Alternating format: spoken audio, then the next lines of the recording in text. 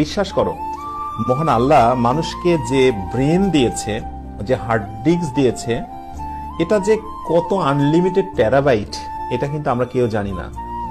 তাই তুমি যত শিখবে তোমার শেখার ক্ষেত্রে মেধার তত বেশি বিকাশ ঘটবে।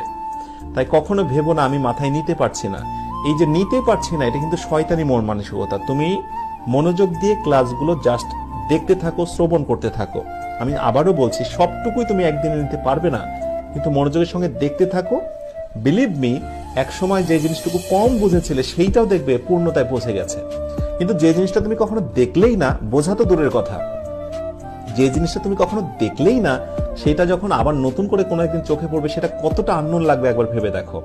তাই আমি বারবার তোমাকে রিকোয়েস্ট করবো, যদি কিছু শিখতে চাও, কোনো কিছু যদি অর্জন করতে চাও, লেগে থাকতে হবে এবং খুব বেশি অপটিমিস্টিক হতে হবে। সফলতা অর্জনের প্রথম কাজই হচ্ছে কোনো কিছুকে একেবারে নাছোড়বান্দার মতো